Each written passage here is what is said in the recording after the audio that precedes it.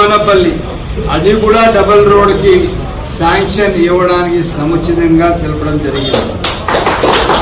మదనపల్లి జనాభా అడిగారు, టౌన్ జనాభా చెప్పిన తర్వాత మదనపల్లి మున్సిపాలిటీ కార్పొరేషన్ చేస్తున్నారని ఇదే కాకుండా హెచ్ఎన్ఎస్ సమ్మర్ స్టోరేజ్ ట్యాంకులకి ఎంత అవసరం ఉందో లింకప్ కి దానికి కావలసిన పూర్తి ఫండ్స్ రిలీజ్ చేసి పూర్తి స్థాయిగా మదనపల్లి పట్టణ ప్రజల దాహార్తి తీర్చడానికి సమ్మర్ స్టోరేజ్ ట్యాంక్ స్ట్రెంథనింగ్కి 20 కోట్లు కానీ 25 కోట్లు కానీ ఎంతకాలం పూర్తి స్థాయిగా ఇస్తామని చెప్పి చాలా సముచితంగా చెప్పడం. ఇదే కాకుండా మదనపల్లి టౌన్ ట్రాఫిక్ కోసం ఎట్టి పరిస్థితుల్లో టౌన్ ట్రాఫిక్ పూర్తి స్థాయిగా దానికి అభివృద్ధి చేయాలా, రోడ్ వైడనింగ్ చేయాలా, ట్రాఫిక్ కోసం ఆల్టర్నేట్ బ్రిడ్జెస్ కానీ ఫ్లైఓవర్స్ కానీ ప్లాన్ చేయడానికి ఒక action plan, entire town development కి ఒక యాక్షన్ ప్లాన్ కూడా తయారు చేయబోతున్నారు.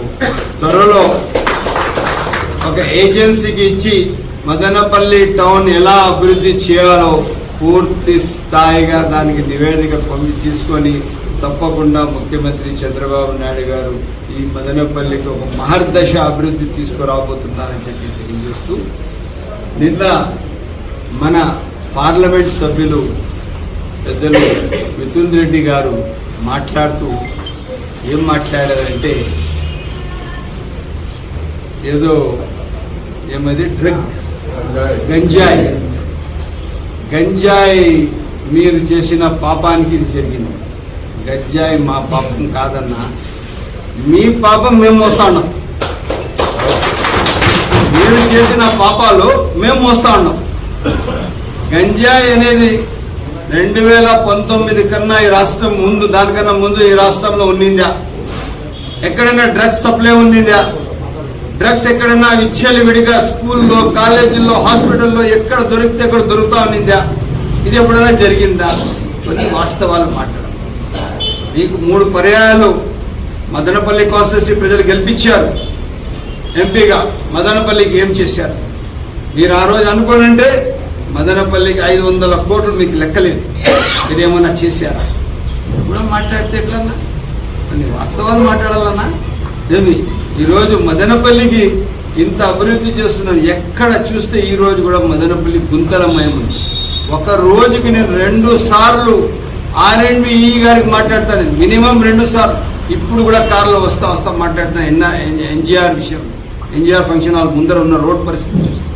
నిన్న సాయంత్రం అక్కడ ఫంక్షన్ వెళ్ళి అక్కడ కూడా మాట్లాడాను. నేను ఇప్పుడు కూడా మాట్లాడాను. టౌన్లో ఉన్న ఏదైతే హోప్ హై స్కూల్ ముందర, ఏదైతే మార్కెట్ యార్డ్ ముందర ఉండే రోడ్డు, అదే కాకుండా మన ఎమ్మెల్యే హాస్పిటల్ ముందర ఉండే రోడ్డు, అదే కాకుండా మన నిమ్మన్పల్లి క్రాస్లో ఉన్న ఆ రోడ్ అంతా, దాని విషయాలు చాలా క్లియర్ కట్గా మాట్లాడడం జరుగుతున్నది. ఏ రోజుకు ఆ రోజు రివ్యూ చేస్తున్నాం, ఏ రోజుకు ఆ రోజు అభివృద్ధికి తీసుకొని వస్తున్నాం. ఇవన్నీ మీరు మదనపల్లికి ఏమైనా చేశారా? అభివృద్ధి ఏమైనా చేశారా? ఆ రోజున్న ముఖ్యమంత్రి గారికి తీసుకుని వచ్చి టిపు సుల్తాన్ మైదానంలో నిలబెట్టి ఎన్నో వాగ్దానాలు చేశారు. ఒక్క వాగ్దానం ఎక్కడ మీరు అమలు చేశారా? ఈరోజు ఏ ఇష్యూ కన్నా కానీ ఒక క్లియర్ కట్ ఒక మాట ఉంది, క్లియర్ కట్ ఒక అంచనా ఉంది, క్లియర్ కట్ ఇంప్లిమెంటేషన్.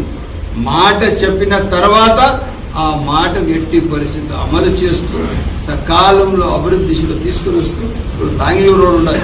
బెంగళూరు రోడ్లో కొన్ని రోడ్లన్నీ ఎక్కడికెక్కడ నిత్యం తార్ రోడ్లు వెళ్ళిపోతున్నాయి. దానికి 1 కోటి రూపాయలతో సిమెంట్ రోడ్లు ఇచ్చినాం, 5 కోట్ల రూపాయలతో బీటీ రిన్యూవల్ ఇచ్చాం. మన ఆలోచన ఏముంది? శాశ్వత పరిష్కారం ఉంది. ఏ రోజుకి ఆ రోజు కాదు, ఏదో కాంట్రాక్టర్ రావాలా, మేము కాంట్రాక్టర్ వర్కులు చేసేలా, మేము సంపాదించాలి, ఇది కాదు కాన్సెప్ట్. కాన్సెప్ట్ ఏమి? మదనపల్లి పట్టణ అభివృద్ధి జరగాల.